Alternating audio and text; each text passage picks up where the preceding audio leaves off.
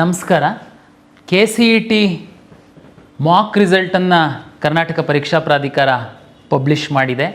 ತಾವೆಲ್ಲ ಆಪ್ಷನ್ ಏನು ಎಂಟ್ರಿ ಮಾಡಿದ್ರಿ, ತಮ್ಮ ರ್ಯಾಂಕ್ ಏನಿತ್ತು, ತಮ್ಮ ಮೀಸಲಾತಿ ಏನಿತ್ತು, ಈ ಎಲ್ಲ ಆಧಾರದ ಮೇಲೆ ವಿವಿಧ ವೃತ್ತಿಪರ ಕೋರ್ಸುಗಳಿಗೆ ಯಾವ್ಯಾವ ಕೆಟಗರಿಗೆ, ಯಾವ್ಯಾವ ಮೀಸಲಾತಿಗೆ ಹಾರಿಜೆಂಟಲ್ ಮತ್ತು ಹೊರ್ಟಿಕಲ್ ಏನೇನು ಸೀಟು ಸರ್ಕಾರ ನಿಗದಿಪಡಿಸಿತ್ತು ಅದನ್ನು ನಾವು ಹಂಚಿಕೆಯನ್ನು ಮಾಡಿದ್ದೀವಿ.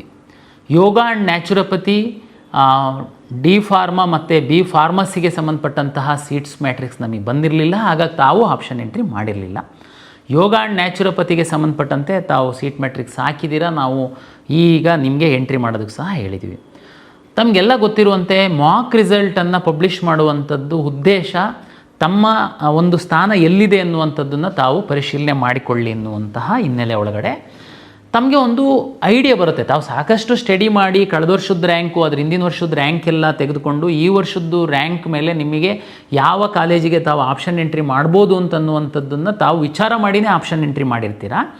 ಆದ್ರೂ ನಾವೊಂದು ಮಾಕ್ ರಿಸಲ್ಟನ್ನು ನಾವು ಪಬ್ಲಿಷ್ ಮಾಡಿದಾಗ ಏನಾಗುತ್ತೆ, ನಿಮಗೆ ಇನ್ನೂ ಒಂದು ಸ್ವಲ್ಪ ಕ್ಲಾರಿಟಿ ಬರುತ್ತೆ. ಇಲ್ಲಿ 3 ವಿಷಯನ ನಾನು ಕ್ಲಾರಿಫೈ ಮಾಡೋದಕ್ಕೆ ಇಚ್ಛೆ ಪಡ್ತೀನಿ. ಮೊದಲ ವಿಷಯ ಏನಂತಂದರೆ, ಈಗ ಸಿಕ್ಕಿರುವಂತಹ ಸೀಟು ನಿಮಗೆ ಕನ್ಫರ್ಮ್ ಅಲ್ಲ. ಈಗ ಹೋಗಿ ನಂದು ಇದೇ ಸೀಟ್ ಸಿಕ್ಬಿಟ್ಟಿದೆ, ನನಗೆ ಇದೇನೇ, ಇನ್ನು ನನಗೆ ಅದೇನೇ ಅಲ್ಲ. ಆಮೇಲೆ ಇದರ ಆಧಾರದ ಮೇಲೆ ನೀವೇನು ಕಾಲೇಜಿಗೆ ಹೋಗುವಂಥದ್ದಕ್ಕೆ ಬರಲ್ಲ. ಇದು ಒಂದು ನಿಮಗೆ ಐಡಿಯಾ ಬರಲಿ ಅಂತ ದಯಮಾಡಿ ತಾವು ಮಾಕ್ ರಿಸಲ್ಟಲ್ಲಿ ಯಾವ ಕಾಲೇಜು ಅಲಾಟ್ ಆಗಿದೆ ಅನ್ನುವಂಥದ್ದನ್ನು ತಾವು ನೋಡ್ಕೊಳ್ಳಿ. ಓಕೆ, ಮಾಕ್ ರಿಸಲ್ಟಲ್ಲಿ ನಾನು ಹೇಳ್ತೀನಿ. ಫಾರ್ ಎಕ್ಸಾಂಪಲ್, ನಿಮಗೆ 100 ಆಪ್ಷನ್ ಎಂಟ್ರಿನ ತಾವು ಮಾಡಿದ್ದೀರಾ, ಬೇರೆ ಬೇರೆ ಬ್ರಾಂಚಸ್ ಎಲ್ಲ ಮಾಡಿದ್ದೀರಾ. ನಿಮಗೀಗ 50ನೇ ಕಾಲೇಜಿನ ಆಪ್ಷನ್ ಎಂಟ್ರಿ ಮಾಡಿದ್ದಂಥದ್ದು ಸಿಕ್ಕಿದೆ. ಅಂದರೆ 100ರಲ್ಲಿ ಕೆಳಗಡೆ ಏನಿದೆ ಅವು ಕಾಲೇಜ್ಗಿಂತನೂ ನಿಮ್ಮ ಒಂದು ಉತ್ತಮವಾಗಿದ್ದೀರಾ ನೀವು, 50ನೇದು ಸಿಕ್ಕಿದೆ ಅಂತ. ಈಗ ಏನಪ್ಪ ನಾನು ಮಾಡಬೇಕು ಅಂತನ್ನುವಂಥದ್ದು ನಿಮಗೆ ಗೊಂದಲ ಅಂತಂದರೆ, ನನ್ನ ಒಂದು ಸಲಹೆ ತಮಗೆ ಏನಂತಂದರೆ, ಇನ್ನೂ ಯಾವುದಾದ್ರೂ ಉತ್ತಮ ಕಾಲೇಜು ನಿಮ್ಮ ಸ್ನೇಹಿತರಿಗೆ ಸಿಕ್ಕಿರ್ಬೋದು, ನಿಮ್ಗಿಂತ ಕಡಿಮೆ ರ್ಯಾಂಕ್ ಇರ್ಬೋದು, ಆದರೆ ನಿಮಗೆ ಸಿಕ್ಕಿಲ್ಲದೆ ಇರ್ಬೋದು. ಯಾಕೆ ಅಂತಂದರೆ ನೀವು ಆಪ್ಷನ್ ಎಂಟ್ರಿ ಮಾಡಿಲ್ಲದೆ ಇರ್ಬೋದು. ಅಥವಾ ಕಾಲೇಜು ತುಂಬ ಚೆನ್ನಾಗಿದ್ದು ನೀವು ನಿಮ್ಮ ಕೆಳಗಡೆ ಆಪ್ಷನ್ ಎಂಟ್ರಿ ಮಾಡಿರ್ಬೋದು. ಯಾವುದೋ ನೀವು ಒಂದು ಅವರೇಜ್ ಕಾಲೇಜ್ ಅಂತಂತ ತಾವು ಮೇಲ್ ಮಾಡಿರ್ಬೋದು, ಬೇರೆ ಎಲ್ಲ ವಿದ್ಯಾರ್ಥಿಗಳು ಕರೆಕ್ಟ್ ಮಾಡಿರ್ಬೋದು, ಹಂಗೆ ನಿಮಗೆ ಅವರೇಜ್ ಕಾಲೇಜ್ ಸಿಕ್ಕಿರ್ಬೋದು. ಅಂದರೆ ಅರ್ಥ ಆಗ್ತಾ ಇದೆಯಲ್ಲ ನಾನು ಹೇಳ್ತಿರೋದು? ಅಂದರೆ 50 ಕಾಲೇಜಲ್ಲಿ 50ನೇದು ಸಿಕ್ಕಿದೆ, ನಿಮಗೆ 100 ಕಾಲೇಜಿದೆ. ಫಾರ್ ಎಕ್ಸಾಂಪಲ್, ನೀವು ತುಂಬ ಒಳ್ಳೆ ಕಾಲೇಜು ಈಗ ನಿಮಗೆ ರಿಯಲೈಸ್ ಆಗ್ಬೋದು, ಅದು 80ನೇದರಲ್ಲಿ ಇದ್ದಿರ್ಬೋದು. ಬಟ್ ಆದರೆ ಕಂಪ್ಯೂಟರು 80ನೇದು ಇರುವಂಥದ್ದು ನಿಮ್ಮ ಮೇಲಿನ ಆದ್ಯತೆ ಅಲ್ಲ. ನಿಮ್ಮ ಮೇಲಿನ ಆದ್ಯತೆ ಯಾವಾಗಲೂ 1ರಿಂದ ನೋಡ್ಕೊಂಡು ಬಂದಾಗ ನಿಮ್ಮ ರ್ಯಾಂಕಿಗೆ 50ಕ್ಕೇ ಸಿಕ್ಕಿದೆ, ಹಾಗಾಗಿ 50 ಕೊಟ್ಟಿದೆ. ಬಟ್ ಆದರೆ ನೀವು ಹೇಳ್ಬೋದು, ಅಲ್ಲ ಸರ್ ನಂದು 80ನೇದು ಅಷ್ಟು ಚೆನ್ನಾಗಿರೋ ಕಾಲೇಜ್, ನಾನು 80ನೇದು ಹಾಕಿನ ಮೇಲೆ ಹಾಕ್ಬೇಕು ಅದನ್ನು. ಅದಕ್ಕೇ ಈಗ ಅವಕಾಶ ಇದೆ, ಏನು ಚಿಂತೆ ಮಾಡೋ ಅಗತ್ಯ ಇಲ್ಲ. ಮಾಕ್ ರಿಸಲ್ಟ್ ಆಧಾರದ ಮೇಲೆ ತಾವು ದಯಮಾಡಿ ಒಮ್ಮೆ ನೀವು ಆಪ್ಷನ್ ಎಂಟ್ರಿ ಮಾಡಿರುವಂತಹ PDF ಲಿಸ್ಟನ್ನು ತೆಗೆದು ನೋಡಿ. ಈಗ ಸಿಕ್ಕಿರುವಂತಹ ಕಾಲೇಜಿಗಿಂತನೂ ಯಾವುದಾದ್ರೂ ಒಳ್ಳೆ ಕಾಲೇಜು ಕೆಳಗಡೆ ಇದ್ದರೆ ದಯಮಾಡಿ ತೆಗೆದುಕೊಂಡು ಬಂದು ಮೇಲಾಕಿ. ಈಗ ನೀವು ಎಂಟ್ರಿ ಮಾಡಿರುವಂತಹ ನಿಮ್ಮ ಆಪ್ಷನ್ ಲಿಸ್ಟ್ ಒಳಗಡೆ ಯಾವುದೋ ಇನ್ನೂ ಉತ್ತಮವಾಗಿರೋಂತಹ ಕಾಲೇಜನ್ನು ನೀವು ಎಂಟ್ರಿನೇ ಮಾಡಿಲ್ದಿರುವಂಥ ಪ್ರಸಂಗಗಳಿರ್ಬೋದು. ದಯಮಾಡಿ ಈಗ ಅವಕಾಶ ಇದೆ. ಯಾವುದಾದ್ರೂ ಬಿಟ್ಟೋಗಿತ್ತು ಅಂತಂದರೆ ಆ ಕಾಲೇಜು, ಆ ಬ್ರ್ಯಾಂಚನ್ನು ತೆಗೆದುಕೊಂಡು ಬಂದು ಈಗ ನೀವು ಎಂಟ್ರಿ ಮಾಡಿ. ಸರ್ ಎಲ್ಲಿ ಎಂಟ್ರಿ, ಮೇಲ ಕೆಳಗೆ, ಅದು ನಿಮಗೆ ಬಿಟ್ಟಿದ್ದು.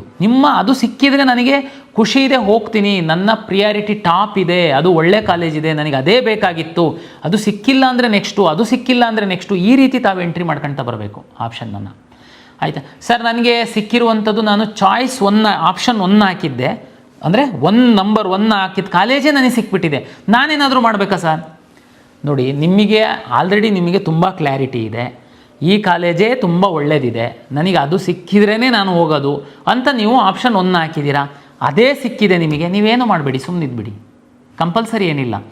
ಯಾರಿಗೆ ಸ್ವಲ್ಪ ಗೊಂದಲ ಇರುತ್ತೆ, ನೀವು ಹಾಕುವಾಗ ಕೆಲವೊಂದು ಬಿಟ್ಟೋಗಿರುತ್ತೆ, ಅವರಿಗೆಲ್ಲರಿಗೂ ಈ ಮಾಕ್ ರಿಸಲ್ಟ್ ಆದಮೇಲೆ ನಾನೀಗ ಹೇಳಿದ್ದೀನಿ, 9ನೇ ತಾರೀಕು ಬೆಳಿಗ್ಗೆ 10 ಗಂಟೆಯವರೆಗೆ ಯಾರು ಮಾಕ್ ರಿಸಲ್ಟನ್ನು ನೋಡಿ ನೀವು ಏನಾದ್ರೂ ಬದಲಾವಣೆ ಮಾಡಬೇಕು ಅಂತನ್ನುವಂಥದ್ದಿದ್ದರೆ ಮಾಡಬಹುದು. ಯಾವುದಾದ್ರೂ ಕಾಲೇಜನ್ನು ಡಿಲೀಟ್ ಮಾಡಬೇಕು ಅಂತಿತ್ತು, ಯಾವುದಾದ್ರೂ ಬ್ರಾಂಚನ್ನು ಆಪ್ಷನ್ ಎಂಟ್ರಿಯಿಂದ ಡಿಲೀಟ್ ಮಾಡಬೇಕು ಅಂತಿತ್ತು ಅಂತಂದರೆ ಮಾಡಬಹುದು. ಇಲ್ಲಿ ಮೊನ್ನೆ ನೀವು ಮಾರ್ಕ್ ರಿಸಲ್ಟ್ಗಿಂತ ಮೊದಲು ಆಪ್ಷನ್ ಎಂಟ್ರಿ ಮಾಡೇ ಇಲ್ದಿರುವಂತಹ ಯಾವುದಾದ್ರೂ ಕಾಲೇಜು ಬ್ರಾಂಚಸ್ ಇತ್ತು ಅಂತಂದರೆ ತಾವು ಈಗ ಎಂಟ್ರಿ ಮಾಡಬಹುದು. ನಿಮ್ಮ ಮಾಡಿರುವಂತಹ ಆಪ್ಷನ್ಗಳಲ್ಲಿ ಮೇಲೆ ಕೆಳಗೆ ರೀಅರೇಂಜ್ ಮಾಡುವಂಥದ್ದಕ್ಕೇನಾದರೂ ನಿಮಗೆ ಆಸಕ್ತಿ ಇದ್ದಲ್ಲಿ ಅದನ್ನೂ ಸಹ ಮಾಡಬಹುದು. ಇಷ್ಟು ಅವಕಾಶಗಳಿದ್ದಾವೆ. ಇಲ್ಲಿವರೆಗೆ ಆಪ್ಷನ್ ಎಂಟ್ರಿನೇ ಮಾಡಲಿಲ್ಲ ಸರ್, ನಾನು ಬೇರೆ ಬೇರೆ ಕೆಲಸದಲ್ಲಿ ಬ್ಯುಸಿಯಾಗಿದ್ದೆ, ಆದರೆ ನಾನು CET ಪರೀಕ್ಷೆಯನ್ನು ಬರೆದಿದ್ದೀನಿ. ನೀವೂ ಸಹ 750 ರೂಪಾಯಿ ಕಟ್ಟಿ ಆಪ್ಷನ್ ಎಂಟ್ರಿ ಲಾಗಿನ್ ಓಪನ್ ಮಾಡಿ ತಾವೂ ಸಹ ಫ್ರೆಶ್ಶಾಗಿ ಆಪ್ಷನ್ ಎಂಟ್ರಿ ಮಾಡಬಹುದು. ಸರ್, ನಾನು SC ABC ಸರ್ಟಿಫಿಕೇಟ್ ಇರಲಿಲ್ಲ ಸರ್ ನನ್ನ ಹತ್ರ, ನಾನು ಮಾಡೋದಕ್ಕೆ ಕೊಟ್ಟಿದ್ದೆ, ಈಗ ರೆಡಿ ಆಗಿದೆ ಸರ್, ನಾನು ಮಾಡ್ಬೋದಾ? ಖಂಡಿತ ಮಾಡ್ಬೋದು. ನಿಮ್ಮ ಅಪ್ಲಿಕೇಶನ್ನಲ್ಲಿ ಹೋಗಿ SC A ಅಥವಾ B ಅಥವಾ C ತಾವು ಯಾವ ಒಂದು ಪ್ರವರ್ಗಕ್ಕೆ ಬರ್ತೀರಾ ತಮ್ಮ ತಹಶೀಲ್ದಾರಿಂದ ಕೊಟ್ಟಿರುವಂತಹ RD ನಂಬರ್ನ ಎಂಟ್ರಿ ಮಾಡಿ, ಅದಾಗಿ ಸ್ವಲ್ಪ ಹೊತ್ತಿಗೆ ನಿಮ್ಮದು ವೆರಿಫಿಕೇಷನ್ ಸ್ಲಿಪ್ ಬರುತ್ತೆ. ವೆರಿಫಿಕೇಷನ್ ಸ್ಲಿಪ್ಪನ್ನು ಡೌನ್ಲೋಡ್ ಮಾಡಿ ನಂತರ ತಾವು ಆಪ್ಷನ್ ಎಂಟ್ರಿ ಮಾಡಿ. ಈಗ ನಾನು ಹೇಳಿದಂತಹ ಎಲ್ಲ ಕೆಲಸಗಳು 9/7/2026 ಬೆಳಗ್ಗೆ 10 ಗಂಟೆಯ ಒಳಗೆ ಮಾಡಬೇಕು ಅನ್ನುವಂಥದ್ದು ನನ್ನ ವಿನಂತಿ. ಈ ಬಾರಿ ನಮ್ಮ ಸರ್ವರು ವ್ಯವಸ್ಥಿತವಾಗಿ ವರ್ಕ್ ಆಗ್ತಾ ಇದೆ, ಯಾವುದೇ ಲೋಪಗಳಾಗ್ತಾ ಇಲ್ಲ. 9ನೇ ತಾರೀಕು 10 ಗಂಟೆಗೆ ಕ್ಲೋಸ್ ಆದಮೇಲೆ ಬಂದು ಸಾರ್ ನಾನು ಓಪನ್ ಮಾಡೋದು ನಾನು ಇದನ್ನು ಚೂರು ಮೇಲೆ ಕೆಳಗೆ ಮಾಡಬೇಕಾಗಿತ್ತು, ಅದೇನು ಮಾಡೋದಿದ್ರು ಈಗ ಮಾಡಿ. ಸಾಕಷ್ಟು ಸಮಯವನ್ನು ನಾವು ಕೊಟ್ಟಿದ್ದೀವಿ. ದಯಮಾಡಿ 9/7/2026 10 ಗಂಟೆಯ ನಂತರ ಟೈಮ್ ಎಕ್ಸ್ಟೆಂಡ್ ಮಾಡಿ ಅಂತ ನಮಗೆ ಮನವಿ ಮಾಡಬೇಡಿ, ನನ್ನ ವಿನಂತಿ. ಸಾಕಷ್ಟು ಸಮಯ ಇದೆ, ಡೇ ಆ್ಯಂಡ್ ನೈಟ್ ಇದೆ, ಸರ್ವರ್ಸು ಪ್ರಾಪರಾಗಿ ವರ್ಕ್ ಆಗ್ತಾಯಿದೆ. ದಯಮಾಡಿ ರೀಅರೇಂಜ್ ಮಾಡಿ ಸದುಪಯೋಗ ಪಡಿಸ್ಕೊಳ್ಳಿ. ಕೆಲವು ವಿದ್ಯಾರ್ಥಿಗಳು ಇನ್ನೂ ಆಪ್ಷನ್ನೇ ಎಂಟ್ರಿ ಮಾಡಿಲ್ದಿರೋರಿಗೆ ನನ್ನ ವಿನಂತಿ, ತಾವು ಹೋಗಿ ಅಲ್ಲಿ ಇಲ್ಲಿ ಓಡಾಡ್ಕೊಂಡು ಅವ್ರು ಫೋನ್ ಮಾಡಿದರು ಇವ್ರು ಫೋನ್ ಮಾಡಿದರು ಅಂತ ಅಡ್ಮಿಷನ್ ಆಗೋದಕ್ಕೆ ಓಡಾಡ್ತಾ ಇದ್ದೀರಾ ಅಂತನ್ನುವಂಥದ್ದು ನನಗೆ ಮಾಹಿತಿ ಇದೆ. ಒಂದು ವೇಳೆ ತಮ್ಮದು ರ್ಯಾಂಕ್ ಇದ್ದು ತಮಗೆ ಆಸಕ್ತಿ ಇತ್ತು ಅಂತಂದರೆ ದಯಮಾಡಿ ಆಪ್ಷನ್ ಎಂಟ್ರಿ ಮಾಡಿ. ಇನ್ನು ನಮ್ಮ ಇಂಜಿನಿಯರಿಂಗಲ್ಲೇ 2000 ಸೀಟಷ್ಟು ಅಲಾಟ್ ಆಗಿಲ್ಲ, ಅಂದರೆ ಅಷ್ಟು ಸೀಟ್ಗಳು ನಮ್ಮ ಹತ್ರನೇ ಇದೆ. ಸುಮಾರು 20,000ದಷ್ಟು ನರ್ಸಿಂಗ್ ಕಾಲೇಜಿನ ಸೀಟ್ಗಳು ಸಹ ಅಲಾಟ್ ಆಗಿರಲಿಲ್ಲ. ಒಂದು 3,000ದಷ್ಟು ಅಲೈಡ್ ಹೆಲ್ತ್ ಸೈನ್ಸಸ್ ಸೀಟ್ ಸಹ ಅಲಾಟ್ ಆಗಿರಲಿಲ್ಲ.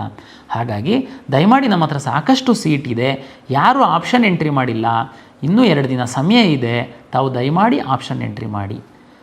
ಆಪ್ಷನ್ ಎಂಟ್ರಿ ಮಾಡಿ ಆದಮೇಲೆ ಏನು 9ನೇ ತಾರೀಕು ಬೆಳಗ್ಗೆ 10 ಗಂಟೆಗೆ ಫ್ರೀಸ್ ಆಗುತ್ತೆ ಪೋರ್ಟಲ್ಲು. ಅದ್ರ ನಂತರ ನನಗೆ ಅದಿಷ್ಟ ಇರಲಿಲ್ಲ ಇದಿಷ್ಟ ಇರಲಿಲ್ಲ ಅಂಥೇಳಿ ನಾವು ಪ್ರಾವಿಷನಲ್ ರಿಸಲ್ಟ್ ಅಂತೇಳಿ ಏನು ಪಬ್ಲಿಷ್ ಮಾಡ್ತೀವಿ, ಅದು ಸಾಂಕೇತಿಕವಾಗಿ ತಾಂತ್ರಿಕವಾಗಿ ಏನಾದ್ರೂ ಸಮಸ್ಯೆಗಳಾಗಿದೆಯಾ ಅಂತ ನೋಡುವಂಥದ್ದಕ್ಕೆ ನಾವು ಪ್ರಾವಿಷನಲ್ ರಿಸಲ್ಟ್ ಬಿಡುವಂಥದ್ದು. ಪ್ರಾವಿಷನಲ್ ರಿಸಲ್ಟ್ ಬಿಟ್ಟಾಗ ತಾವು ಬಂದು ಸರ್ ನನಗೆ ಇಲ್ಲ ಚೇಂಜ್ ಮಾಡಬೇಕಾಗಿತ್ತು ಇಷ್ಟ ಇರಲಿಲ್ಲ ಅಂತೆಲ್ಲ ಹೇಳೋದಕ್ಕೆ ಅವಕಾಶ ಇರಲ್ಲ. ಹಾಗಾಗಿ ಈಗ ಅವಕಾಶ ಇದೆ, ಏನು ಬೇಕಾದರೂ ತಾವು ಮಾಡ್ಬೋದು. ಸರ್ ಮಾರ್ಕ್ ರಿಸಲ್ಟಲ್ಲಿ ಸಿಕ್ಕಿರೋ ಸೀಟೇ ನನಗೆ ತುಂಬ ಚೆನ್ನಾಗಿದೆ ಸರ್, ಅದೇ ಕನ್ಫರ್ಮ್ ಮಾಡಿಬಿಡಿ ಸರ್, ಮತ್ತೆ ಚೇಂಜ್ ಮಾಡೋದು ಅಂತಂದರೆ ಇದು ಅನ್ಯಾಯ ಸರ್. ಹಾಗೆ ಏನು ಚಿಂತೆ ಮಾಡಬೇಡಿ. ನೋಡಿ, ಮಾರ್ಕ್ ರಿಸಲ್ಟಲ್ಲಿ ಸಿಕ್ಕಿರುವಂಥದ್ದೇ 90% ಸೀಟು ಸಿಗುತ್ತೆ, ಇನ್ನೂ ಒಳ್ಳೆಯದೇ ಸಿಗುತ್ತೆ, ಏನು ಚಿಂತೆ ಮಾಡಬೇಡಿ. ತಮಗೆಲ್ಲ ಗೊತ್ತಿರುವಂತೆ ಮೆಡಿಕಲ್ಲು, ಡೆಂಟಲ್ಲು, ಆಯುಷ್ದು ಎಲ್ಲ ವಿದ್ಯಾರ್ಥಿಗಳು ಸಹ ಆಪ್ಷನ್ ಎಂಟ್ರಿ ಮಾಡಿ ಒಂದೊಂದು ಸೀಟನ್ನು ಇಟ್ಕೊಂಡಿದ್ದಾರೆ. ತಮಗೆಲ್ಲ ಗೊತ್ತಿದೆ, ಅದು ನೀಟ್ ರಿಸಲ್ಟ್ ಬಂದು ನಾವು ಆ ಕೌನ್ಸಿಲಿಂಗ್ ಶುರು ಮಾಡಿದಾಗ ಇವರು ಹೋಲ್ಡ್ ಮಾಡಿರುವಂಥ ಸೀಟನ್ನು ನ್ಯಾಚುರಲಿ ರಿಲೀಸ್ ಮಾಡೇ ಮಾಡ್ತಾರೆ. ಆವಾಗ ನಿಮಗಿನ್ನೂ ಅವಕಾಶಗಳು ಉತ್ತಮವಾಗಿರುತ್ತೆ. ಹಾಗಾಗಿ ನಮ್ಮ ಕೌನ್ಸಿಲಿಂಗ್ ಪ್ರಕ್ರಿಯೆಯಲ್ಲಿ ಭಾಳ ನೀವು ವಿಶ್ವಾಸದಿಂದ ಭಾಗವಹಿಸಿ ನಿಮ್ಮ ಅರ್ಹತೆಗೆ, ನಿಮ್ಮ ರ್ಯಾಂಕಿಗೆ, ನಿಮ್ಮ ಮೀಸಲಾತಿಗೆ ತಕ್ಕಂತೆ ನಮ್ಮ ಸಾಫ್ಟ್ವೇರು ಸೀಟನ್ನು ಅಲಾಟ್ ಮಾಡುತ್ತೆ, 100% ಪಾರದರ್ಶಕವಾಗಿ. ಧನ್ಯವಾದಗಳು.